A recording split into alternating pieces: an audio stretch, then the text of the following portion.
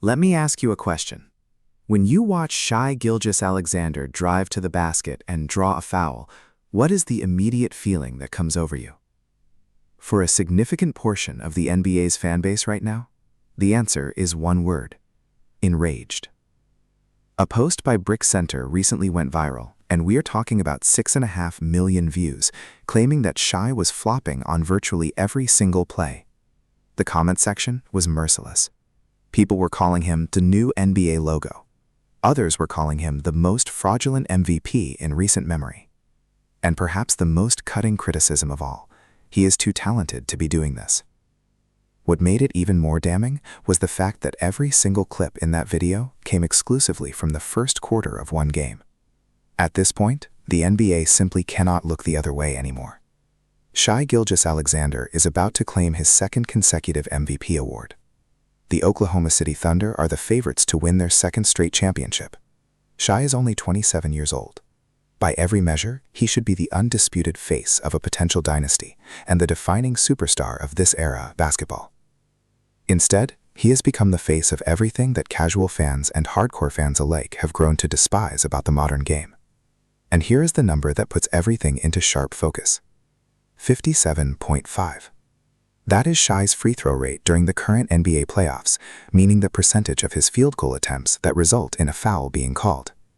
Not only is that number the highest of any guard in the entire league by a significant margin, it is also 14% higher than his free throw rate from last season's playoffs, which means the flopping is not staying the same, it is escalating. And it is escalating precisely because the NBA is not simply allowing it to happen. The league is actively rewarding it with whistles, free throws, and MVP trophies. Right now, watching the Lakers try to navigate a series against this Thunder team is something close to painful. Austin Reeves is practically begging the officials to intervene, and the reason is that while Shai is the most visible symbol of the foul merchant era in today's NBA, he is absolutely not alone. The behavior has become contagious throughout the entire roster. Chet Holmgren put on a performance that had everyone talking. Originally called for a foul on DeAndre Ayton, Chet dropped to the floor and sold the contact so convincingly that the call initially stood. The Lakers challenged it, the call was overturned, and Holmgren faced zero consequences whatsoever for the act. Not a technical, not a fine, nothing. Even LeBron James, who has certainly heard his own share of flopping allegations over the years, and we are just being honest about that, was so visibly frustrated by how the officiating was playing out that he completely lost his composure. And this is exactly what happens when a league decides to reward flopping instead of punishing it. Frustration boils over, more players adopt the behavior, the cycle feeds itself. In the 2025 Western Conference Finals, Shai Gilgeous-Alexander shot 14 or more free throws in 3 of the 5 games he played. Anthony Edwards saw it coming before the series even started. In Game 1, on a play where most players would have simply competed and moved on, Shai drew the foul in a way that had the entire arena reacting. The Timberwolves were visibly frustrated. Edwards, watching it unfold in real time, already had that look on his face that said he knew exactly what kind of series this was going to be. Anthony Edwards, in many ways, represents the opposite end of the spectrum from Shai Gilgeous-Alexander. Ant operates with a naturally low foul rate. He attacks the basket to score, not to draw contact. A lot of people would describe that as playing the game the right way. But here's where we need to have a completely honest conversation with each other. I have been reading the comments from every direction on this topic, and I already know that a portion of people watching this believe the whole situation is being dramatically overblown. And if that is where you stand, I am not going to dismiss that perspective entirely, because there are legitimate points on that side of the argument. Shai does drive to the basket at one of the highest rates in the entire league. He does put himself in physical situations where contact is genuinely likely, and players like Luka Doncic actually shot more free throws than Shai did during the regular season, so his defenders do have statistics available to support their position. But here's the problem with leaning entirely on the statistics. The eye test does not require a spreadsheet. It does not require advanced metrics or adjusted rates or contextual footnotes. It simply requires watching the game. And what we are watching, what is visible in the clips being shared millions of times across social media, is Shai jumping into defenders to manufacture contact, throwing his head back dramatically when a defender grazes him 18 feet from the basket, and smiling calmly as he steps to the free throw line for the 4th or 5th time in a single quarter. The numbers can be framed in various ways. The video speaks entirely for itself. On the Pat McAfee show, Tyrese Halliburton was asked directly whether he believed this style of play was damaging the game of basketball. His response was essentially that people are overreacting, that selling contact has always been a part of basketball and always will be. And here is the uncomfortable truth. Tyrese Halliburton is not entirely wrong in that specific clip.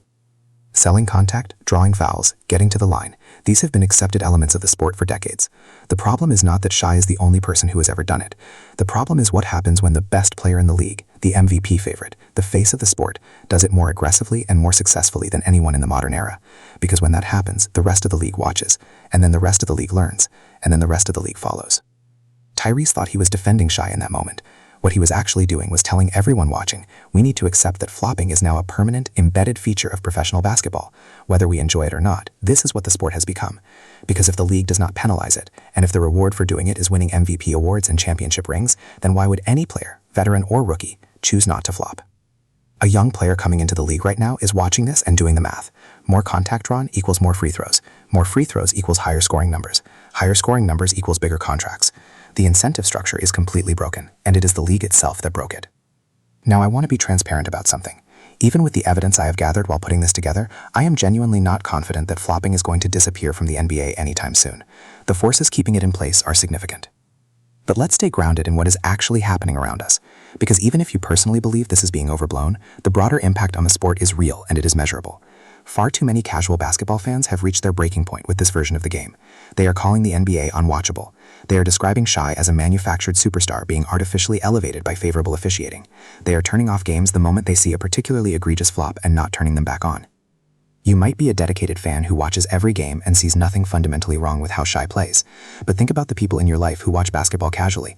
How many of them have said recently that they cannot stand watching the modern NBA? How many have changed the channel specifically because of the free throw parade? That audience, the casual fan, the occasional viewer, the person who tunes in for the playoffs, that is the audience the league depends on for its long-term growth, and that audience is losing patience. Most of us did not fall in love with basketball to watch players drive to the basket hoping to get fouled rather than actually hoping to make a shot. The artistry of the game, the competition, the genuine athletic achievement, that is what people came for.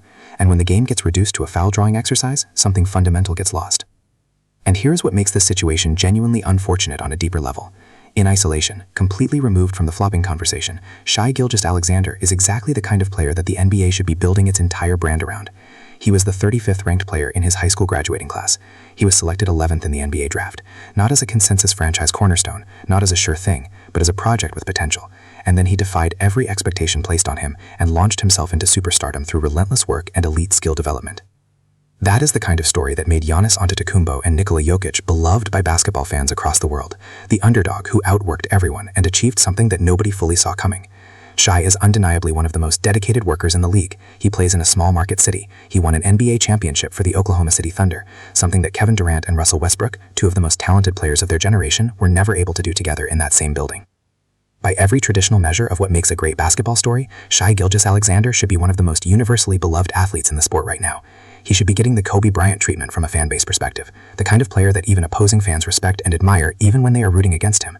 But because of the flopping, because of the foul merchant reputation, because of the way he smiles after selling a contact that most players would not have even attempted to draw, a massive segment of the fan base simply does not want to give him credit for anything.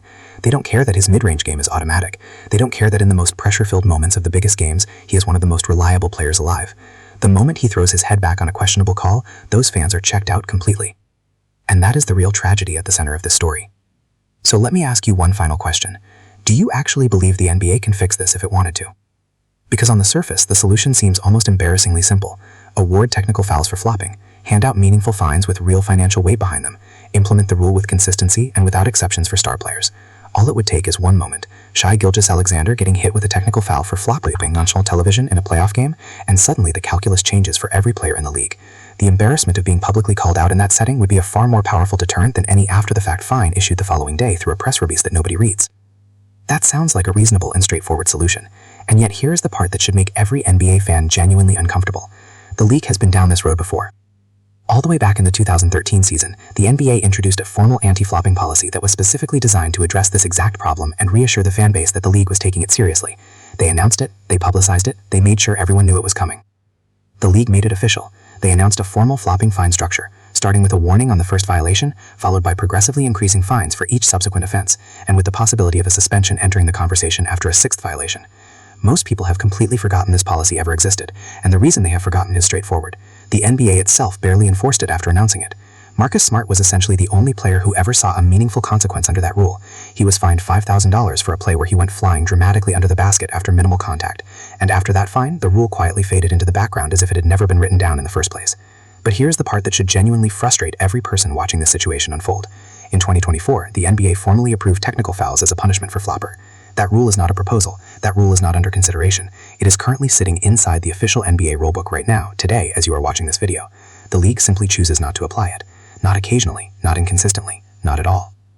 Think back to the Chet Holmgren play against DeAndre Ayton that we discussed earlier. The NBA reviewed that play. They determined the call on the floor was incorrect and overturned it. But here's the logical problem that the league created for itself in that moment. The only possible justification for overturning that call was acknowledging that Shai had flopped.